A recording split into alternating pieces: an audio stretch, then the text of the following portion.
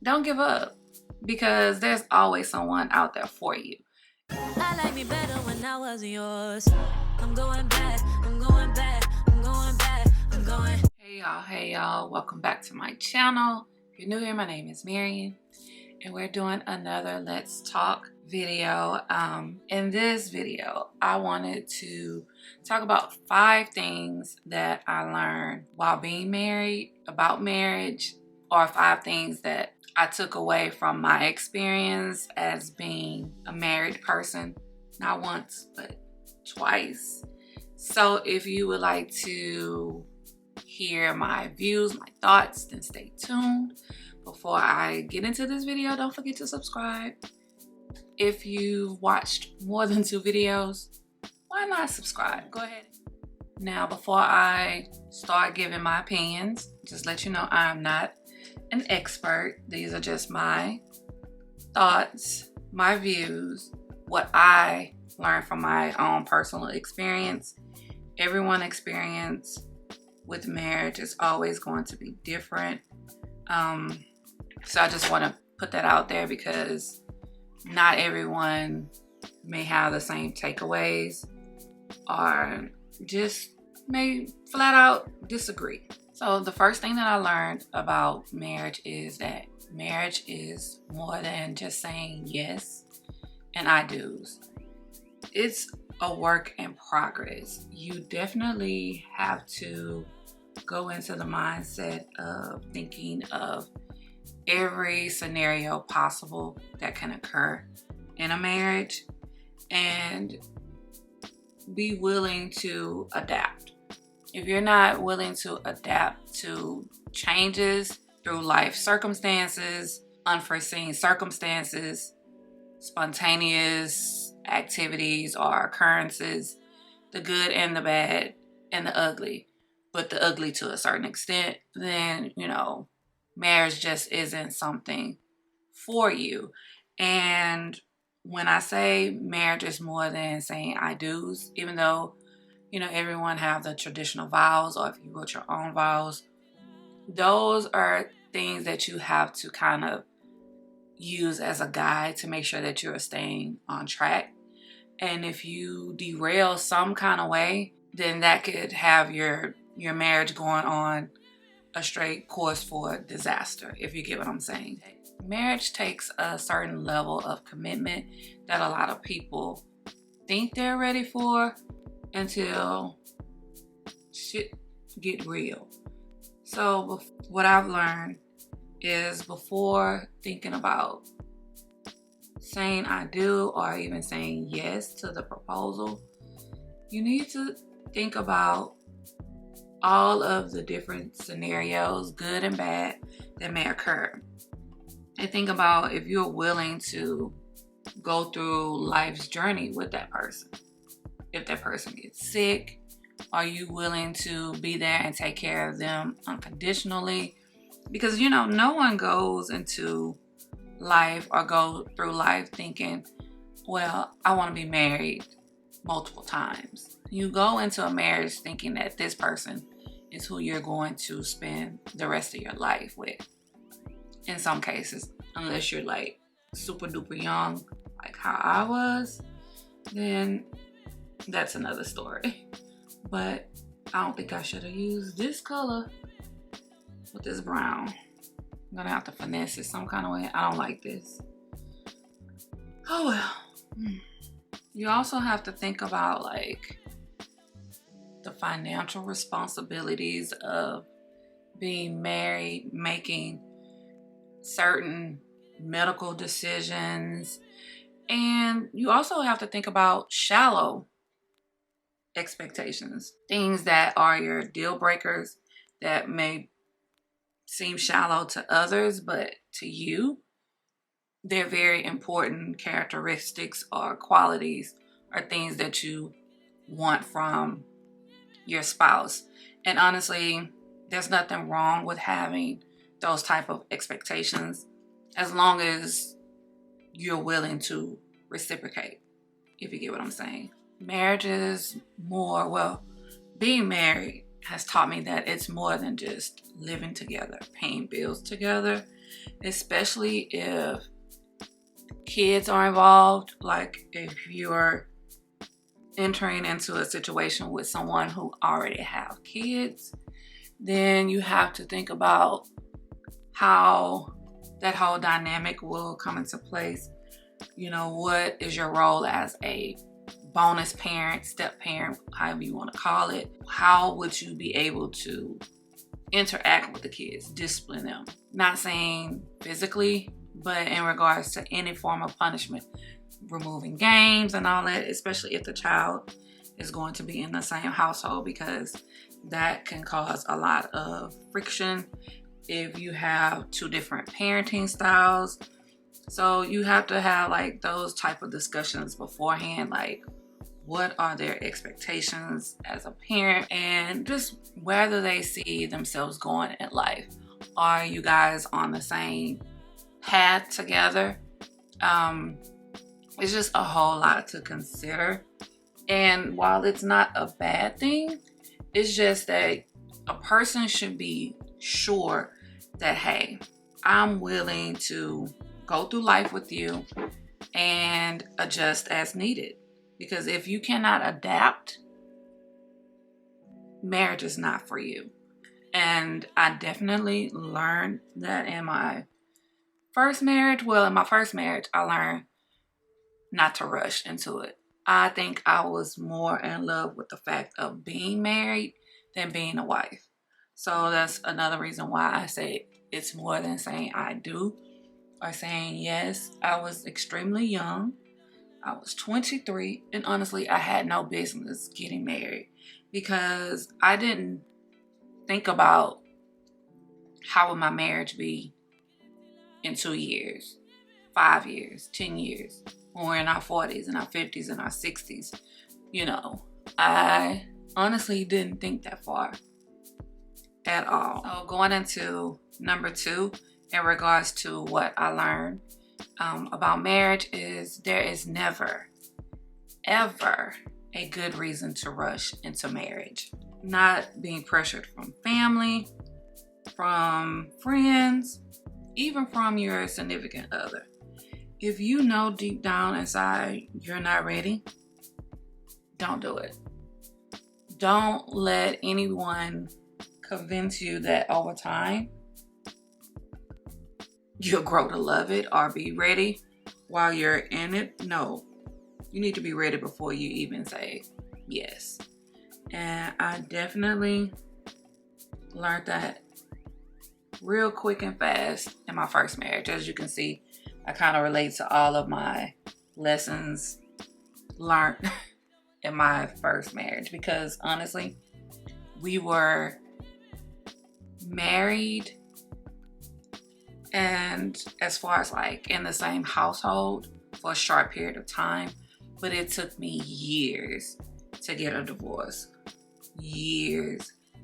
And that's a whole nother story, a whole nother video. You know, even in my second marriage, we could have waited. There was no need to rush, but we were a lot more mature and I knew exactly what I wanted in life. Well, I thought I did.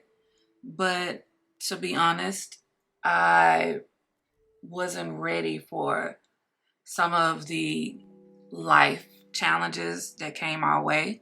So that's why I say you should definitely just think about everything, going back to number 1, the first lesson, where marriage is more than just saying I do. Definitely consider all that may happen in life and decide whether or not, okay, are you going to run?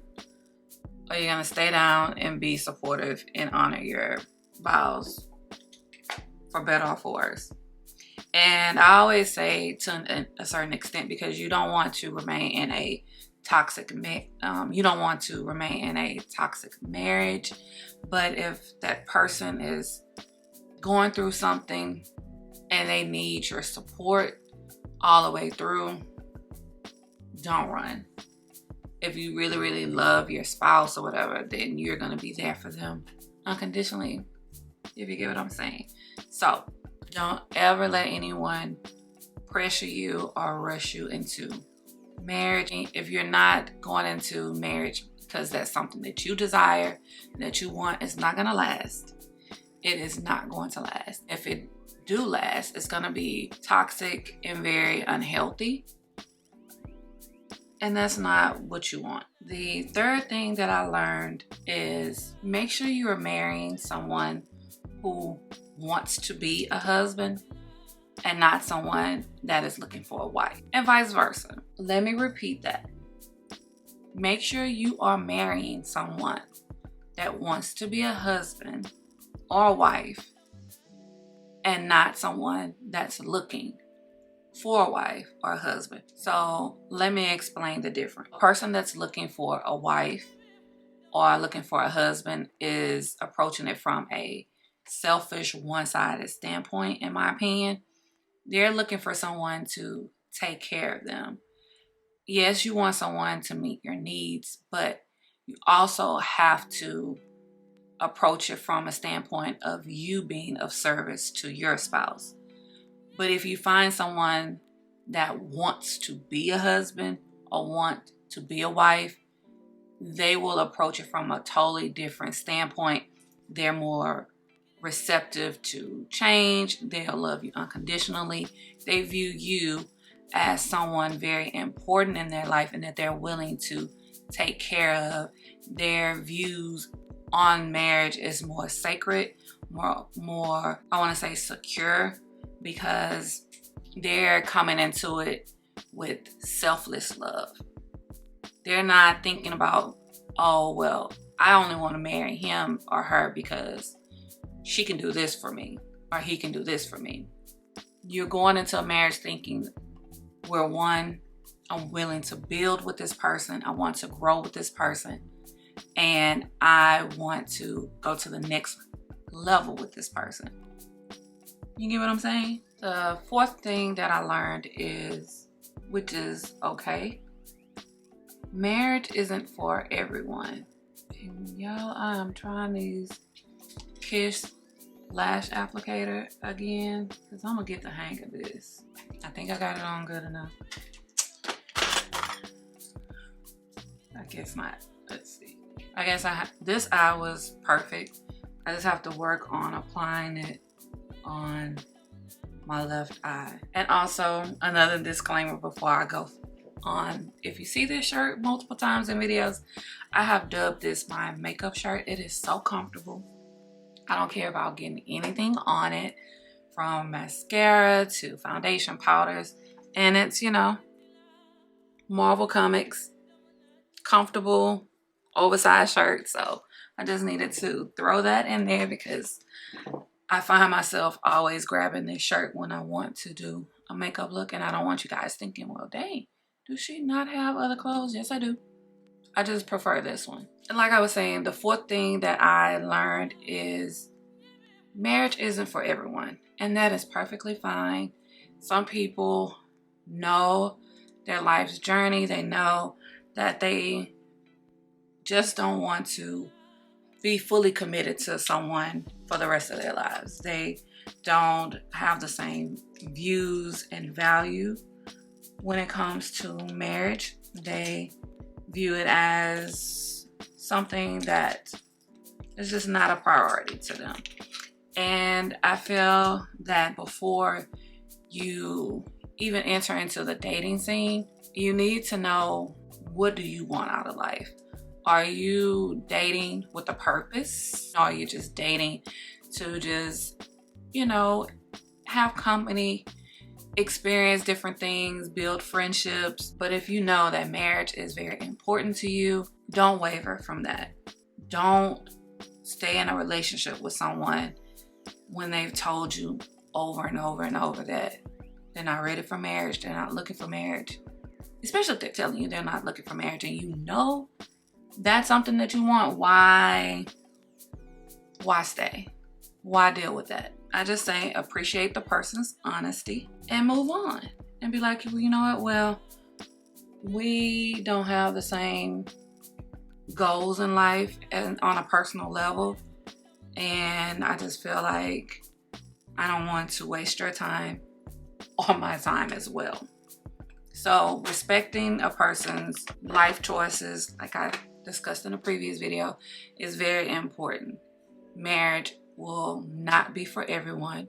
Marriage should not be for everyone, because you have a lot of people who are married, but they're also alone. You have a spouse, but you really don't have a husband or a wife. You're married, but you're in a loveless marriage, a marriage where you don't respect each other, or your spouse don't respect you. You're just two roommates taking up space. A lot of people get married young, and then they build a family, and then the focus shifts on the kids, and they don't think about each other continuing to grow their relationship. And so when the kids are out of the house, you don't even know who you're married to anymore. So it's going back to my first lesson. Marriage is more than saying I do and saying yes to the proposal, because you're growing together, you're building together. So even with different phases in life, where the children come into play, grandchildren come into play, health issues, you have to think about all of those things. And for some, that's just not what they want to do. That's just not what they want to commit to. And you just have to respect it. And the final lesson that I learned was marriage is still a beautiful thing. It's still something that you should cherish, that should be sacred and treated with the utmost care and respect. Even though I was married twice, I still love the thought of marriage and what it holds. Personally to me, have I given up on marriage? No, not at all. I know I've said in previous videos, and I say it all the time, that I'm not ready to get married again, but that's just the way that I feel right now. Things could change 2 months, 3 months, a year from now, but it's not something that is completely off the table. I really love to see people in love. Weddings, that's okay.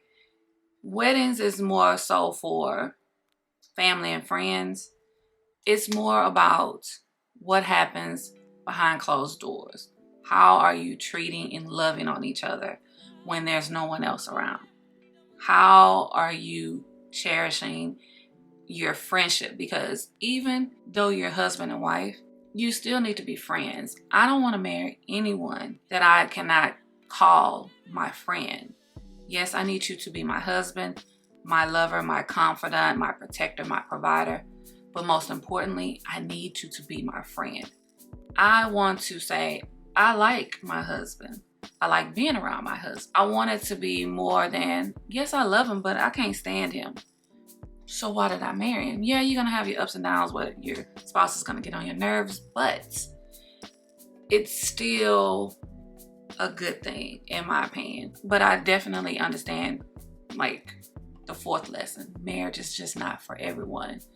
When you mature in life, experience things, your views tend to waver, and life experiences affect how you view things. Everyone knows that. Okay, so as I close out this video, one thing I would like to say, I am definitely not a bitter person. I don't use my past experiences as a block in my life. I use those as life lessons, things that, well, you did those, now take it and make sure that you don't repeat those same mistakes. I would never encourage someone not to get married unless there's physical abuse or other things going on. But I'm not the type of person to be like, you know what, I was married twice. I wouldn't do it if I was you. I just say you just need to approach it from a different, standpoint, because the way that our parents grew up and viewed marriage and went through marriages, and our grandparents are totally different than what we go through. Expectations are different. We no longer have to stay and suffer in silence. Put your expectations out there. Stand on your expectations. If you have deal breakers, don't waver from those deal breakers, because Your happiness should be more important than anyone else's happiness. How can you make others happy if you're not happy? You should never dim your light for someone else, but also you should be a beacon of light to someone else. So if I decide to get married again, this person is who I'm going to grow old with. Gray hairs, wrinkles, walking canes, wheelchair, however. If I get sick, he's going to take care of me. If he gets sick, I'm going to take care of him.